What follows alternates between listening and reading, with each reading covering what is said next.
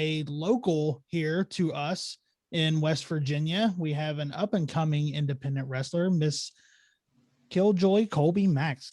Kolbe, how are you today? I'm doing great. Thank you. How are you? We are doing well. It's nice to have you on. Thanks for stopping by. Hey, thank you all so much for having me. So you're pretty young in your game. You're within the first year, right, of training? Yes, I am. Yes, well, my first day of official ever training was October 3rd, 2019. Okay. So, Okay. That's also a special date here at the Tavern too. That's our host's birthday over here. Oh. Yeah. Yep. October 3rd. Oh, October 4th. Okay. Yeah. Oh, well, still share the connection. No. Yeah. So what made you, I mean, obviously I'm guessing you were a fan, but what made you make that decision to start training?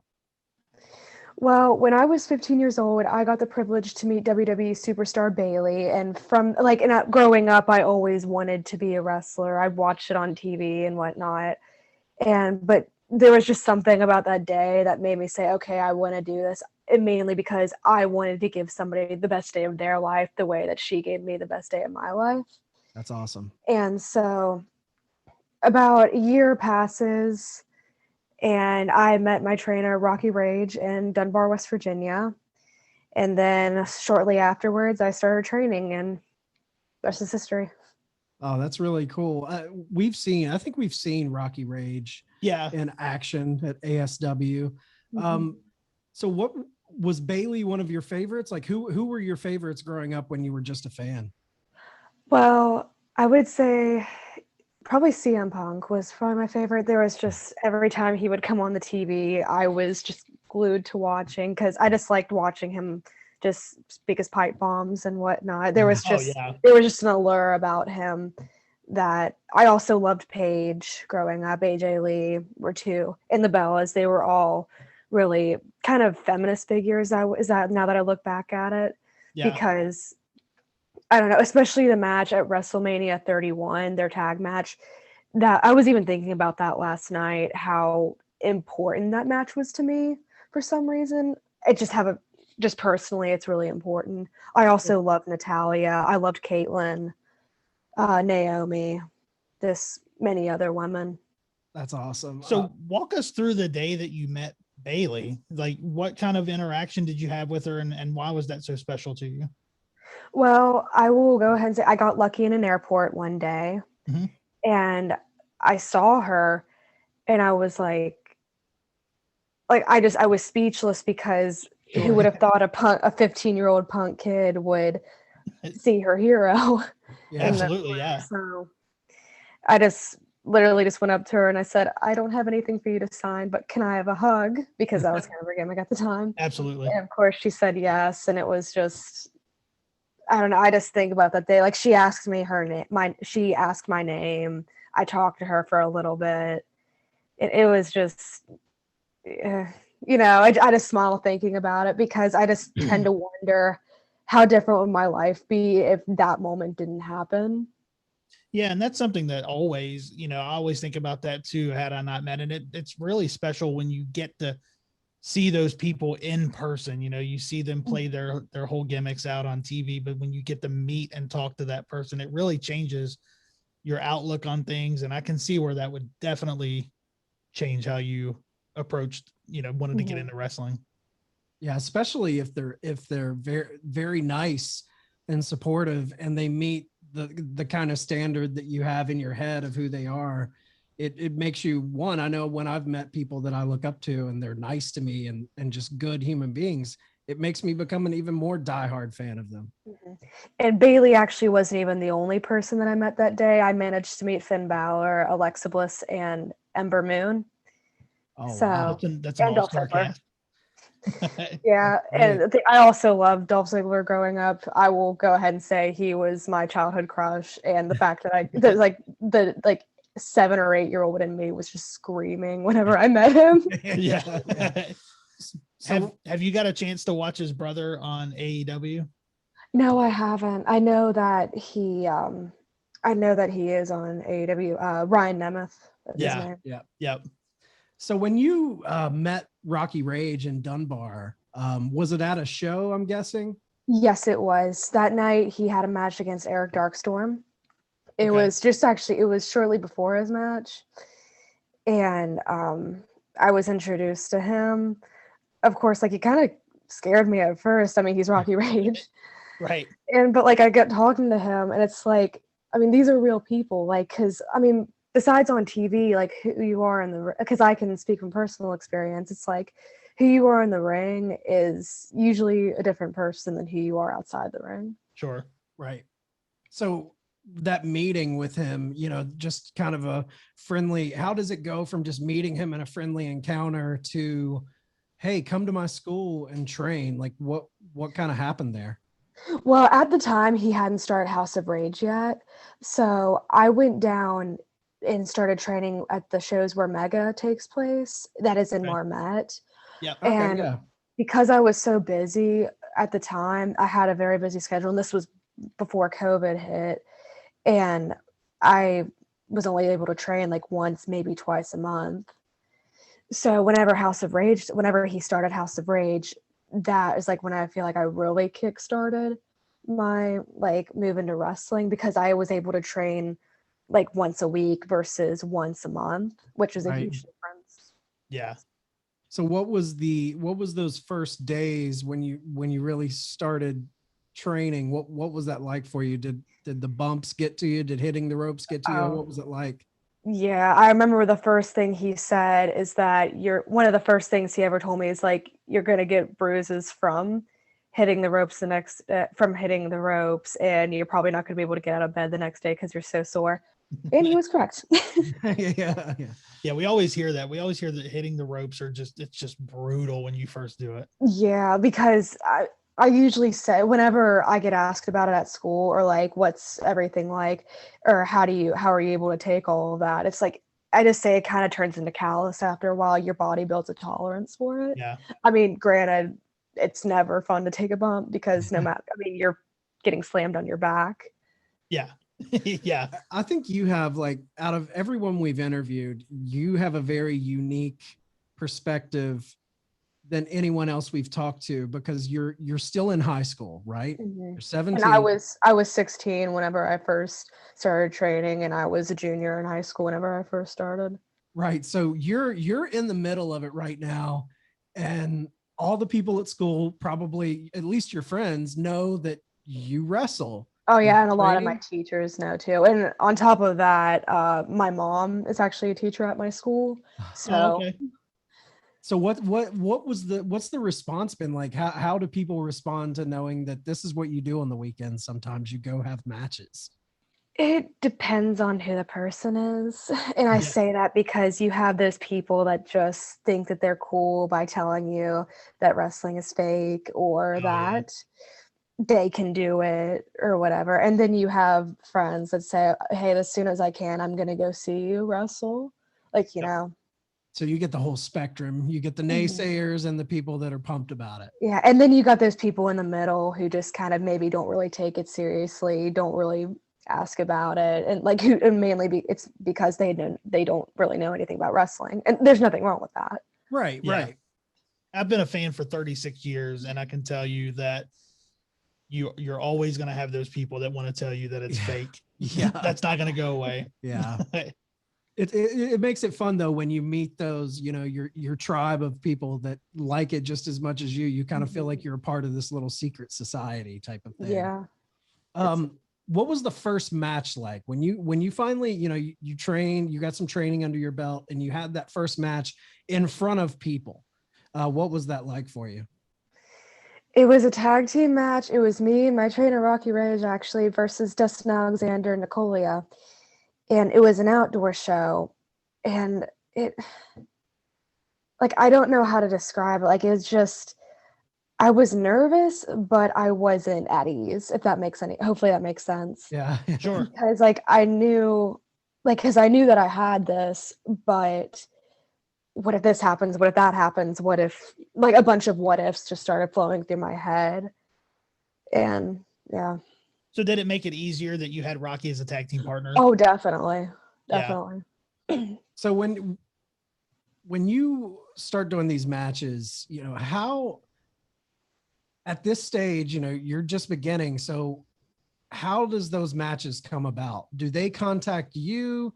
Are they coming through the House of Rage and getting you? Because we follow all the local promotions on social media and we see the posters, and obviously we reached out to you because we saw your face popping up on these ASW posters and oh, there's a young talent coming up. It'd be fun to get that perspective. So how does that happen for you as far as getting matches at this point? That's interesting to me. Well, a lot of them is given to us through House of Rage. Usually we would talk about it. Hey, there's a show here. Do you all want to go? Or if it's an ASW show, usually we would all go to it. Right. I remember, sorry, my dog started barking. That's fine. But for this upcoming ASW show, that's going to be in April that I'm in action for. Gary personally messaged me for my match this past February that was in Hearts, West Virginia. He messaged me, and of course I asked Rocky, I said, hey, is it okay if I do this? And so usually if Rocky doesn't tell us about it, I always run it by, or all of us run it by and ask, hey, is it cool if we do this? Or that's interesting. Yeah. So, and it's really cool too. And I know us seeing your face, especially on ASW posters, we know that Gary definitely runs an amazing promotion over there. And what's it been like working for that promotion? Because I know he always brings in people that are beneficial to you guys when they are there. So have you learned anything from the people that he has brought in? Yes, I have. I've gotten the privilege to sit down and talk to Heath Miller. Yeah. I've gotten the privilege to have a conversation with Vicky Guerrero. It's just, I'm meeting all these people that I used to watch on TV. Right. And it's like, I just feel so privileged because whenever I met Bayley, I got lucky in an airport, where here I'm working a show. I'm working a table at a show. Yeah, that's two different dynamics. Yeah. You're a part of the world now. You know, you're a part of that world when you're meeting them and you're not just a fan. So that definitely probably changes it for you. It does. Now, I know Gary had brought in Brian Myers, and I know he did some seminars and things like that. I got the privilege to sit in a seminar at House of Rage. It was back in like early September. Was it? I can't remember. I think it was either late or early August or late July. Yeah, because I believe that was the time he came in and had a match with Shane Douglas. Mm-hmm. Yeah, and that might have even been early September. I just remember it was in that area. It was in that. So did you learn anything from Brian? I know Brian runs a successful indie promotion, Creative Pro, and I know having somebody like that, because he's had a lot of his stars go on to AEW. So learning from him, did he bring anything to you that you learned? Yes, I did. Something that stuck out to me the most is that you can't find out who you are in one night. Like, you have to, like, discovering who you are isn't an overnight process. Yeah. Like, it takes time to know what you can do in the ring, what you can't do in a ring, it's going to take a while to fully answer the question, who is Kolbe Max? Yeah. And that's good advice coming from him too, because I know I've watched him over the years. He's definitely reinvented his character a lot. So I think that's, the good advice coming from him. So what, at the seminar, are you guys, what's it like being at a wrestling seminar with someone like that? Are you guys actually, is he showing you holds? Is it mainly kind of a Q&A? What goes on at those? It just depends on who you have a seminar with. Like, I had a seminar with Chase Stevens back in December, and we would do drills. We would do maybe lockups. We did like 2-3 minute on the fly matches. But for the Brian Myers seminar, we just kind of like sat around, or like we like were all around the ring, and it was a Q&A. Awesome. And he asked us questions. Like, he asked us questions like, what's your favorite match? Or yeah, I remember him asking that. That's okay. So what are your goals now? I know you're getting booked around here. what are your goals for the next 5 and next 10 years? Well, hopefully in the next 10 years, I don't know if it'll be in the next 10 years, but I think my ultimate goal, I want to main event WrestleMania. Awesome. Yeah. That's the best goal to have. You know, if you're going to do it, shoot for the top. I think. Yeah, but I hope my ultimate goal is probably to try to get into NXT, to get signed to NXT, then work my way up. That's awesome. That I love hearing that from people around here, because our area, you know, it's very easy to kind of just do the thing that everyone does and not shoot for those crazy larger than life dreams. And hearing someone want to get in NXT, want to go to the WWE Performance Center, that makes me feel good knowing that there are people out there wanting to really go after it. That's very awesome. And I love that you're going after it now and that you're not letting, you know, one piece of advice that I learned a long time ago was that these valleys don't have to keep you in. So, and a lot of people kind of have that mentality. So, and your story kind of, I mean, it shares a lot with Paige. I mean, she started when she was like 13 or 14. 13 or 14 years old. Yeah. So, yeah. And how many people we've all, you know, there's that famous picture of AJ Lee as a little girl meeting Lita for the first time. Yeah. And, you know, here you are, you met Bayley in an airport, and who's to say 10 years from now that kind of history repeats itself. So it's very, Yeah.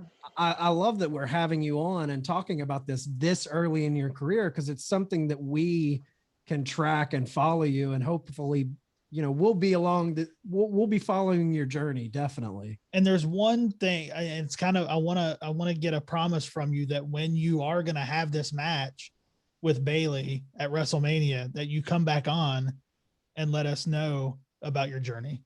Yes, of course. Yeah. Definitely have to follow up on that. I think it's a great way to start, because you're starting at a local level. You're working with ASW, who's definitely one of the more reputable indie promotions in our area. And then from there, do you have kind of a game plan of, you know, branching out on the independent level and maybe eventually going to shows outside of the state and traveling around a little bit? Like, have you thought about that? Oh, definitely. ASW isn't the only place that I've worked for. I've worked for PWL, and I'm hoping to get down to North Carolina soon. I can't really because of school. Sure. And I'm especially hoping once I get my COVID vaccine that I can branch out a little bit more. But right now my goal was to kind of get down to North Carolina. So that's great. And I'm hearing good things about a promotion in the area. What is it, Sneed? Conquest? I believe it's Conquest. Yeah, they're having a lot of good shows around here too. I mean, honestly, it's the only shows that seem to have any comparison to what Gary would do. Yeah, I know they're bringing in Ace Austin, and I've seen their shows. Yeah. So have you learned anything from Gary? We love Gary. Gary's one of our favorite people around here. I've learned that he's a great guy. Yeah. And that's good too, because I know a lot of stories that you hear of people starting, they work for some real kind of shady promoters at the beginning. And I know you're very lucky to have Gary kind of to guide, because he's a great, I mean, he's always been a fan, and now for him to be a promoter to help you out, that's something awesome. that I really like about Gary is that he sees potential in everybody. Yeah. Yeah, and it obviously shows. If he contacted you directly for that one show, and you kind of went to House of Rage to make sure it was cool, that says a lot that he's reaching out to you to come on the show. And also, I became the first woman to challenge for the ASW heavyweight title. Like, the fact that he wanted me in that match, like it just, you know. Yeah, that's a big deal. That was the Man Scramble, right? Yes, it was. That's who all was in that match with you? It was me, Dante Williams, Ron Mathis, who was the current title holder, Bruce Gray, Jeff Paul, Tyler Osborne, James Maxson, and Aaron West. Oh, nice. That's great. I really enjoy watching Pure Trash wrestle. Yeah, He is. He is. Ron great. Mathis is so much fun to watch. He is. Yeah. Well, so tell everybody here where they can find you on social media. Tell them any events that you have going on so they can come see you. Okay, so on Instagram, I am the Kolbe Max, no spaces, KOLBE, Okay. not spelled like the cheese. On Facebook, I'm just Kolbe Max. That's all. I don't have a Twitter, Okay. but so I'm most active on Instagram. So And you have an event, you said April 3rd? April 3rd, I will be in action. It is going to be in Hearts, West Virginia. I Okay. will confirm that. I am not going to say who my opponents are yet, or who Sure. my opponent is. So Well, the main thing is that on April 3rd, we can see you in action in Hearts, West Virginia. yes, Doesn't matter who the opponent is, Kolbe will be in action. yes, Yep. I will also be in action this Sunday at Bluefield, and then the day before, on April 2nd, I will be in action in Winfield, West Virginia. That's great. Getting some work in. Now, the Winfield show, is that at House of Rage? It is at least Studio of Dance, or at least Studio Productions. That is Okay. also where we train, but yes, that is where House of Rage is. Awesome. Sounds great. Well, guys, make sure you guys are giving. Also, one go more ahead. thing. Please be sure to everybody who is listening, Battleground Wrestling, the first show will be on March 27th. I will be taking on Jessie Bell to possibly become the first ever Battleground Wrestling Women's Champion. Oh, awesome. Well, that's something that we'll definitely be pulling for you.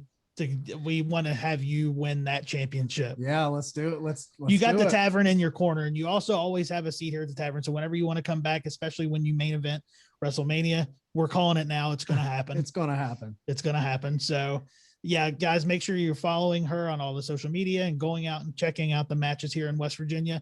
And then when she branches out in North Carolina, go see her there. Yeah. Kolbe, it's been great having you on. We look forward Thank to you talking all to so you soon. much. I will definitely be sure to come back. If you all want me ever again, I will be right back here. Oh yeah, your seats. You got a reserved seat here. So. Yep. Thanks a lot, Kolbe. We can't wait to follow along on your journey, and I'm Thank sure you all so we'll come out to the show and we'll support you once they open it up and allow more people. We'll definitely be there. Thank you all so much.